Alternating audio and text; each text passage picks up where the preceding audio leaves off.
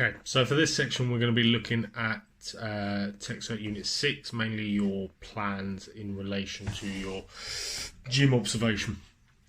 So the biggest things to consider for your plans is A, is it going to be suitable for your client?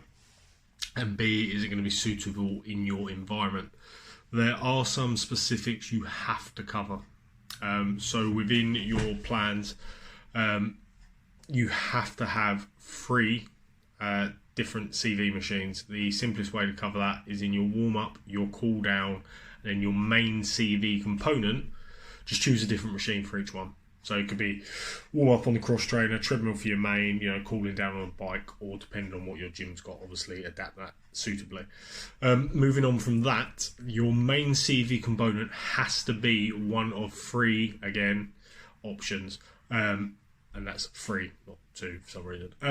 So with your main CV options, you have a choice of intervals, fartlek, and steady state or low intensity steady state, whatever you want to refer to it as, but basically constant pace training. So obviously intervals is stopping and starting, high intensity, low intensity, basically set prearranged bouts of intensity.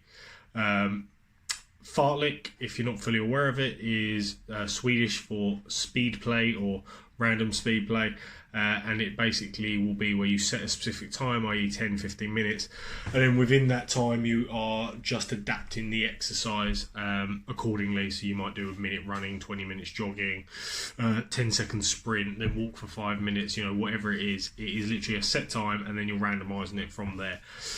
Additionally to that, obviously if you're going to do a low intensity steady state, it would normally be done for a slightly extended time.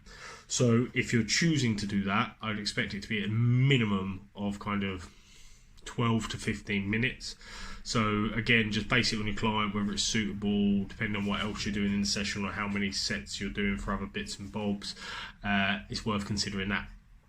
Now, I also have to see 4 resistance machines, 4 free weights, and 3 bodyweight exercises. They are all listed at the very bottom of TechCert Unit 6 in terms of what is acceptable. There are some variances on there in relation to what would be considered safe or what is considered exercises we can accept. Probably the biggest ones I get back which have to be referred: you cannot use kettlebells. So if you want to do a kettlebell swing, you can't use them.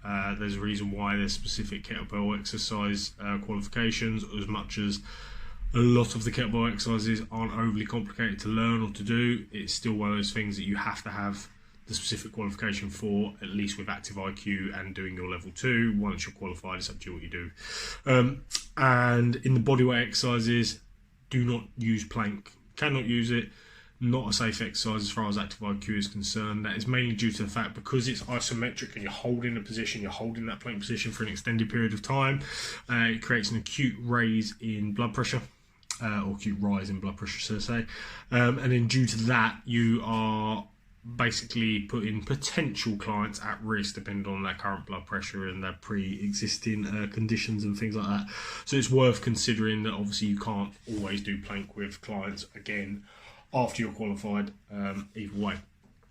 Additionally, please make sure your stretching is based around normal protocol. So you should be doing dynamic movements at the beginning, static movements at the end, and that's where you can refer to either your manuals or online academy for that, or obviously just contact me and we'll go further into it if you're struggling or have forgotten what they are. And then the only other thing really to consider is just your teaching points. Consider your teaching points to be designed for, if you have a client, they've never been into the gym before, what are the bare minimum teaching points you have to give them to use a machine safely? So straight away, if I'm looking at something like a bench press, I might turn around and say, right, lie down on the bench, nice supportive position, shoulders against the bench and your bum against the bench, slight curve in the lower back normally.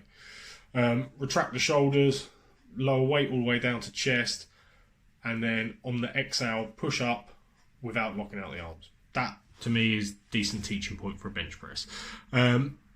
I would accept 2 or 3 teaching points per exercise. Any less than that, I feel that's just kind of been skipped, or you're just avoiding it. Some will be reiterated throughout, so things like keeping the lower back supported, lowering the weight safely, you might find, depending on what type of exercise it is, or not swinging the weight, particularly for arm exercises or leg, like any joint movement that's going to be kind of flexion and extension. Then they're going to be kind of on the hinge joints. They're going to be a natural thing. It's going to have a tendency to swing, so elbows and knees. Other than that, it's just a case of fill it in with detail, considering your client throughout, and going from there. And then use the second video for special populations to complete the rest of Unit 6. As I say, you've got your gym plans and your special populations as well as the worksheet. So Unit 6 is combined over 3 different sections. Probably the only other thing which does have a tendency to sometimes come back with the plans is you must include RPE, so a reference to intensity. RPE is the easiest version to go with, so rate of perceived exertion. Entirely up to you how you do that, but make sure you're including that in there. As well as on top of that, you want to have some kind of diagram, imagery for your stretching or your warm-up in itself. So if you've got 5 dynamic movements at the beginning, I want to see 5 pictures. It's not necessarily for me, it is more for external IV reference. So make sure that if you say you're doing a quad stretch, what you are putting down as a picture is a quad stretch, and then that kind of helps to show that you do know the movements correctly, rather than just saying I'm doing a quad stretch. We can't actually prove without the image that you are understanding what a quad stretch is. So that's just all they're there for. Make sure you put some times to be held, or how many reps you're going to be doing of everything. That includes your exercises, your stretching, the lot. And as I say, make sure you've got a reference to intensity. If you do potentially know the client and you know what weights you're going to be using, fantastic, put that in. That's always good practice. But in general, just intensity, RPE, that kind of thing will enable you to get the right percentages. Good luck with TechSet Unit 6, and if you need any further information, as always, just contact me.